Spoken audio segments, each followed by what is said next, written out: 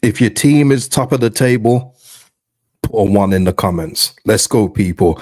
We are here today for the preview for Derby County versus Leeds United, and recent old foe, but not so much these days. Leeds United need to get past this team to remain top of the table going into 2025.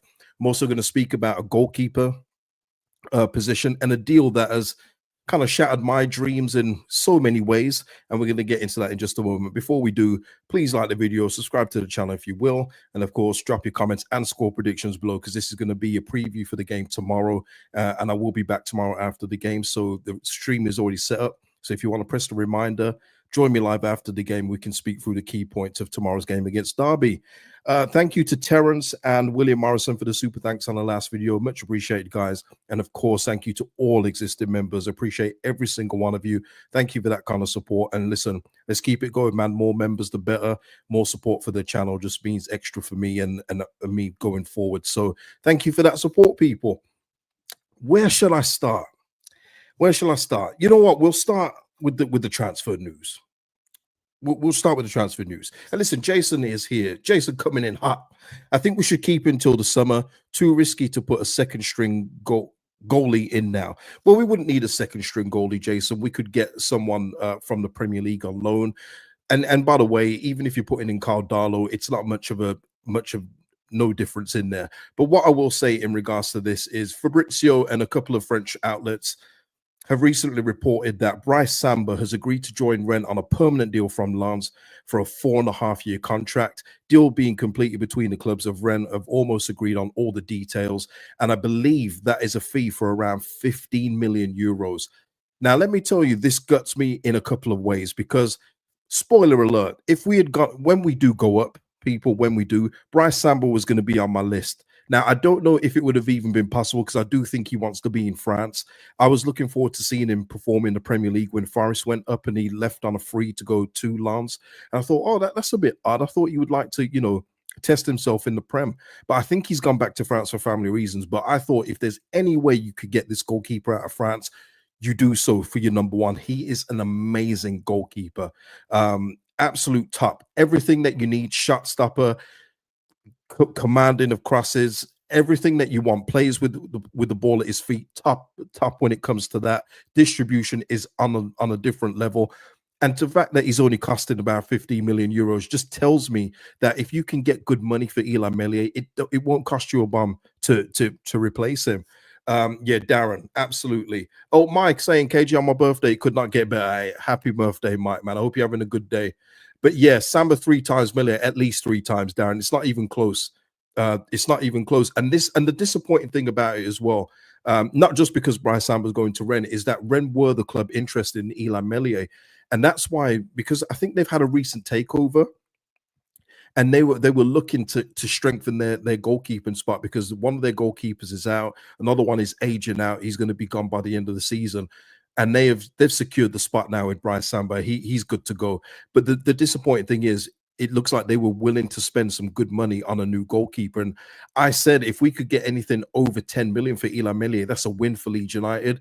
Well, Rennes are out of the running now. That's them gone. They're not going to come back in for Illan Meslier now. Now they've got Bryce Samba.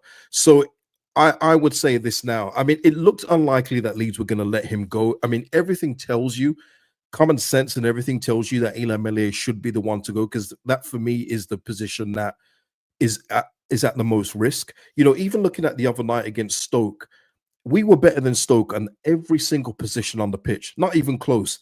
But goalkeeper, that's the only one where Stoke can say we've got a better goalkeeper than you, and you can't argue that. He is better. Victor Johansson is better, but that's not me saying that Victor Johansson is the be-all and end-all of goalkeepers. It's just showing you just how low down our goalkeeper is when it comes to his own individual numbers.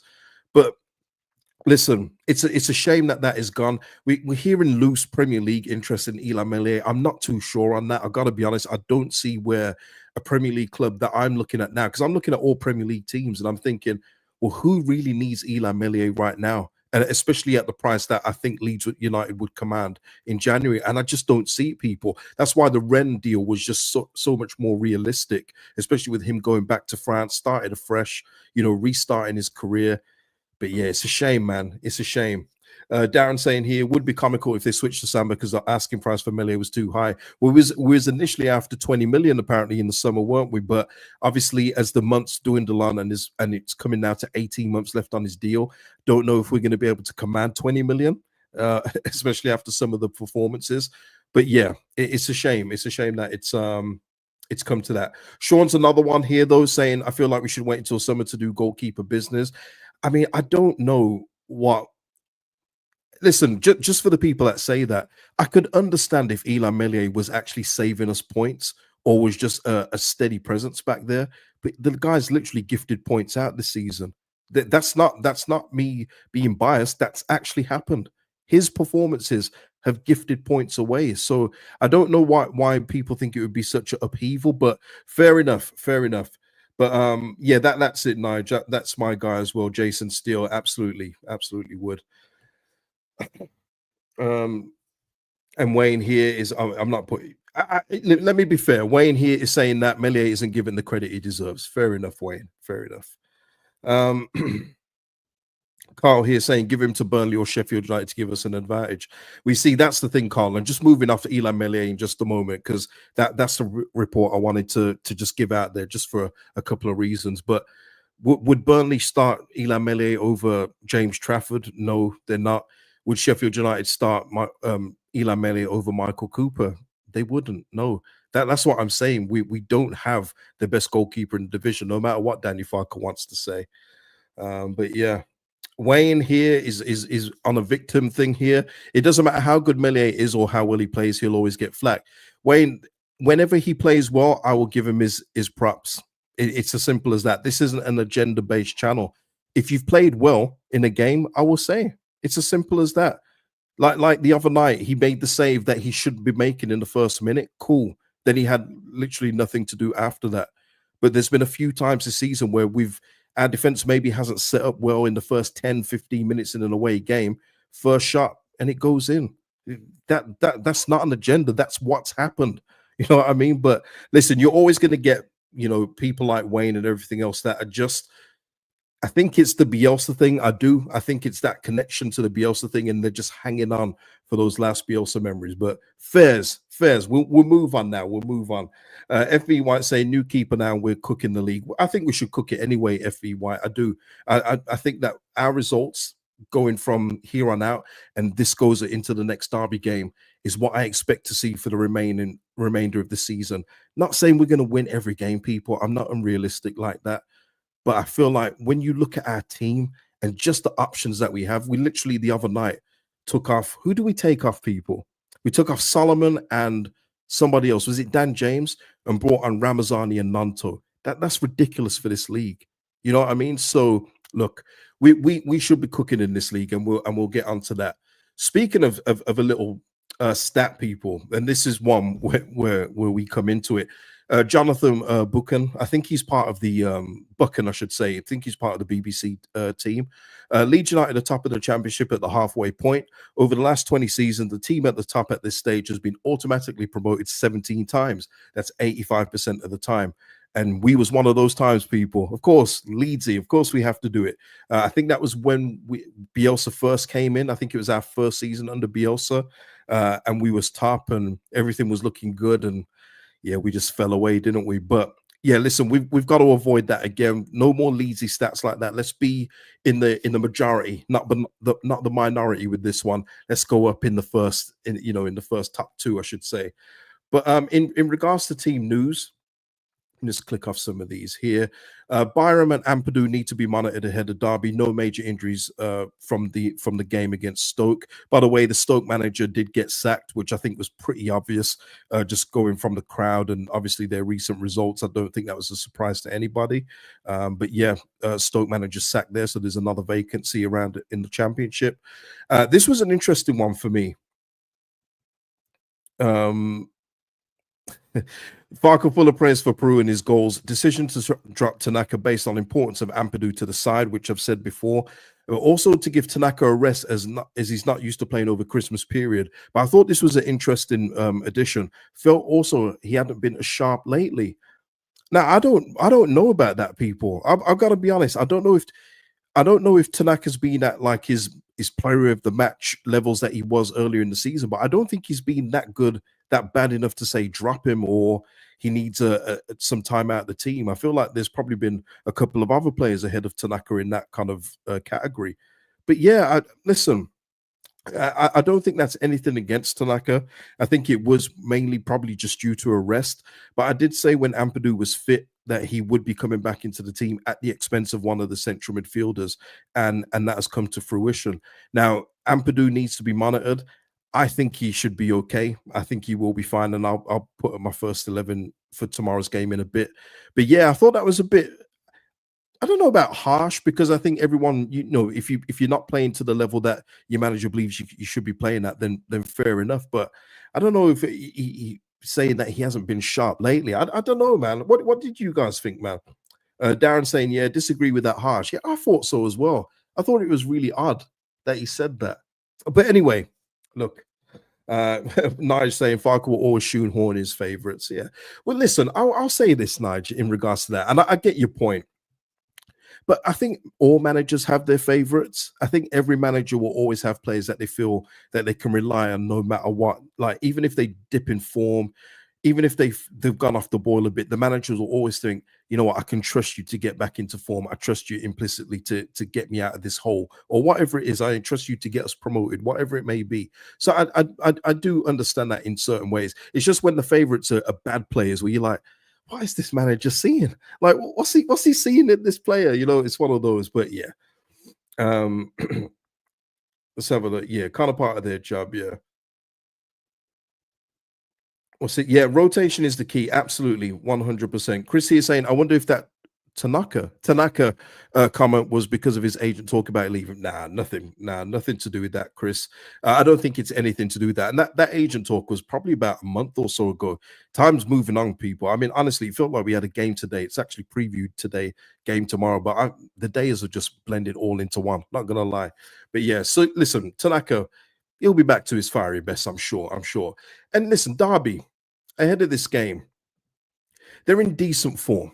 Okay, they're in decent form. And again, I've said this when we played them back when we beat them at our place. This isn't the same as before. This isn't the same Derby, but we are going to their ground. So their fans will probably have a long memory. We'll try and make it as intimidating or as loud as possible, which is absolutely fine. Ellen Road is loud for the most part.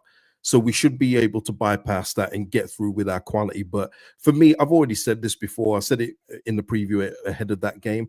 This is no like rivalry match for me. I think that was dead. I think it died when we both separated divisions and Lampard left, Bielsa left. I don't think there's anything there, but I think the Derby fans will try and make something there. Listen, we went there on the last day of the season, and our players, who weren't even as good as this team right now, let's be real, were drunk. Okay, they were half drunk, and we still went there and beat them. All right, but obviously we're in two different places now. We're trying to fight for promotion. Derby are looking to just survive, but they've had a few decent results since we beat them. 0-0 draw away at Burnley, good result. 4-0 win against Portsmouth. Luton then beat them, but then they've just recently beat West Brom. So they've had a mixed bag. But I've always said that we should be the exception to the rule. No matter how good a team's doing, they should be looking at Leeds United and going, oh, this is going to be a long day.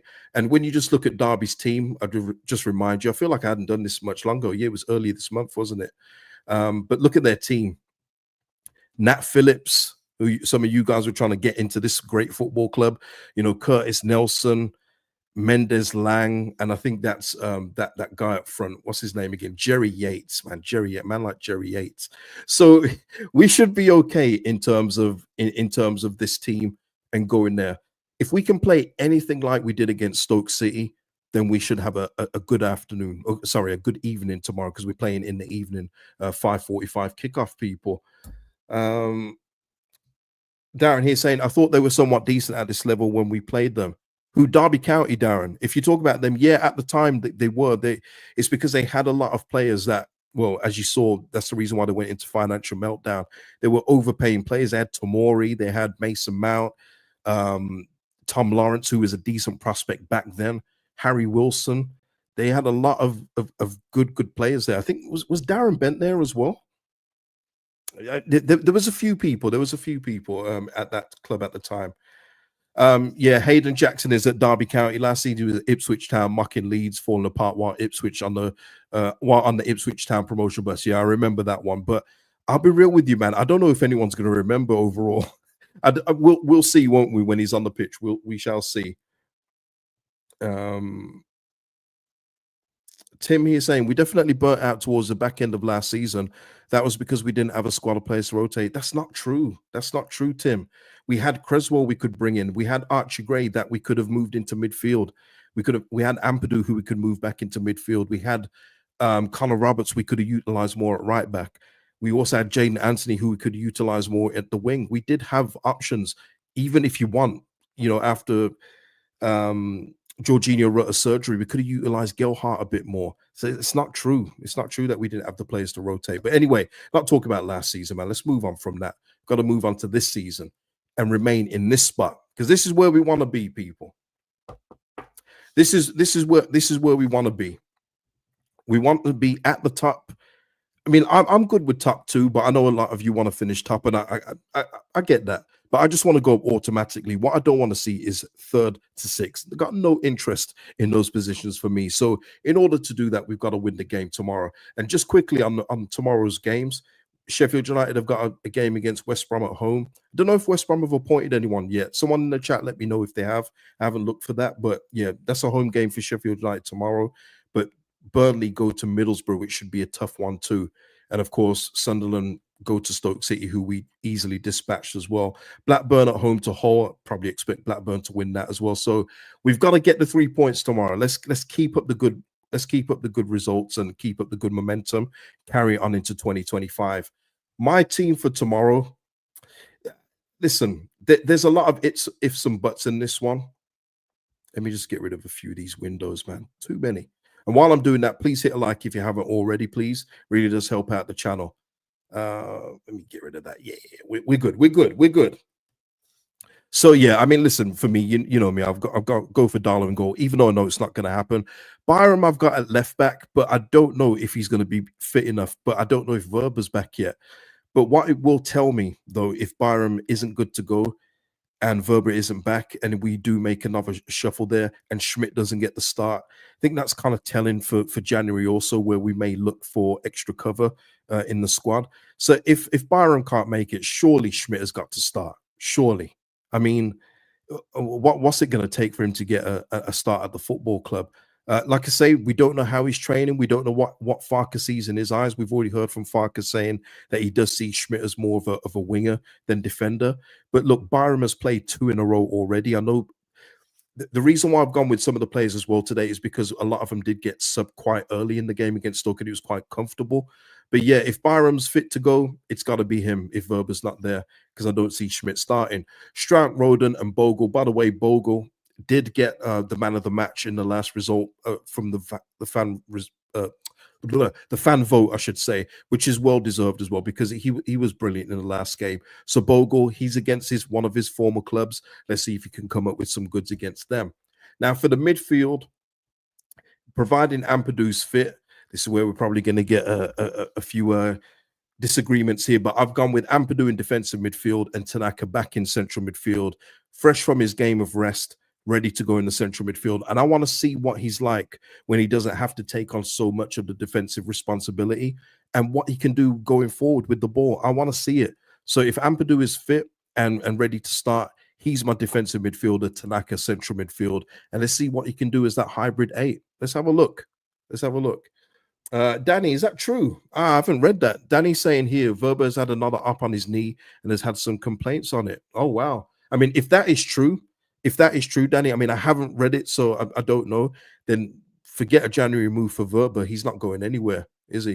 He's not going anywhere. Jason here saying, I prefer Rothwell to Ampadu. Fairs.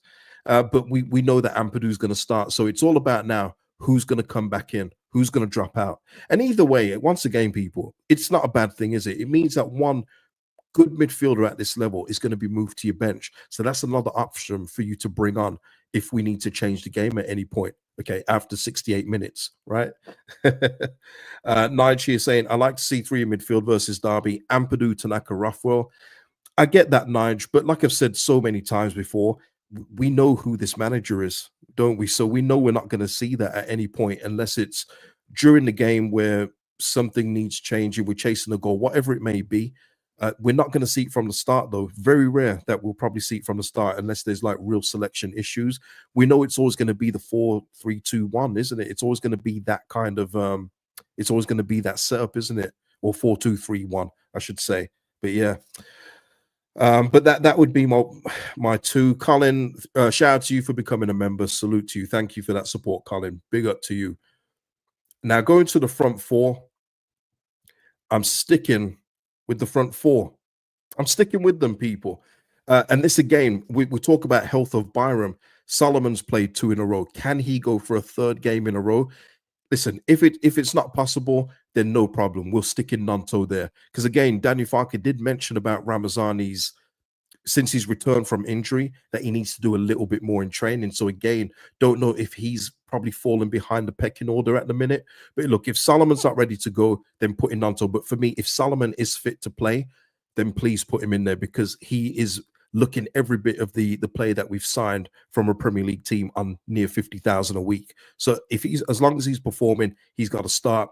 Brendan Aronson, we talk about players that are reliable and managers' favorites. Well, he's probably earned that tag, in all fairness, because he has been reliable, whether it's been a close run of games, whether it's been from coming back from Mexico with the United States. He's come in and he's played. So I think Daniel Farke will trust him again if he's fit enough to play, and Aronson keeps his spot. And I don't think there's anything wrong with that at this point. Let me know in the comments, though. Dan James, automatic on the right. It goes without saying. DJ is one of our most important players in this team. Just the difference that he is. He's like the opposite to Solomon. He gives you that just unpredictability from the right-hand side. You never know what you're going to get. But you know it's going to come off eventually at some point. So, yeah, DJ coming in, absolutely. And, of course, Joel Peru keeps his spot. 2 goals, our top goal scorer. You don't drop your top score. You don't drop your goal scorer from the last game who gets you 2 goals. You just don't. That's kind of like when Chris Wilder had Raksaki scoring 2 goals in the game previous to ours and then dropping him for the game at Ellen Road. Makes no sense unless they're injured. So yeah, Peru gets his start yet again. Let's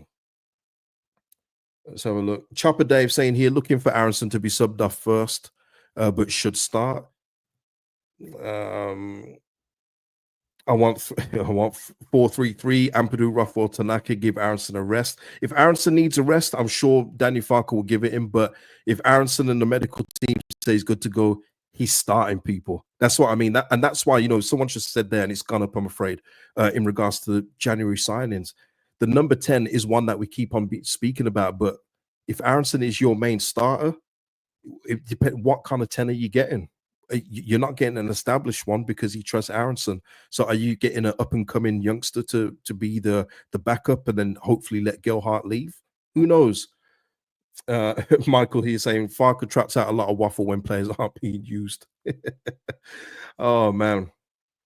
Jazz here saying, great show as usual. I'd like to see Ramazani and James to see if it would work. I think it would work. I think it worked before when Ramazani and Nanto were working together. That was a nice combo. But at the moment, Ramazani's working himself back into fitness. Nanto is a little bit behind Solomon right now.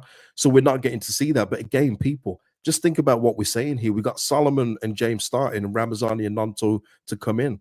It's a wonderful problem to have. But I'm looking forward to seeing what the team is tomorrow, just based off the closeness of the games and seeing who's fit to go. It should be interesting. But with that, people, I'm going to say score predictions. So let's get these in the chats. Let's get these in the chats, of course.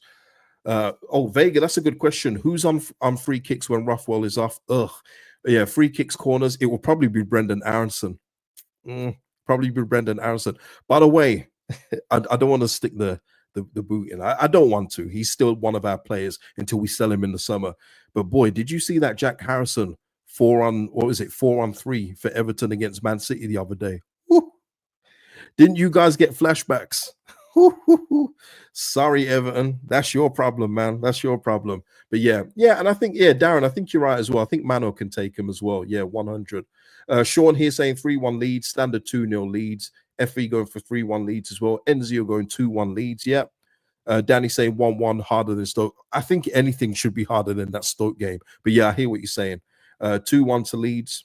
Reese is going 2-1. Colin going 1-0 to Leeds. Okay, Wayne, you're coming off like a bit of a troll, man. I haven't really got patience for it. If you can't be sensible, just leave. Simple. There's other things for you to do, man. You got a family? You got anything? Do something else. You know what I mean?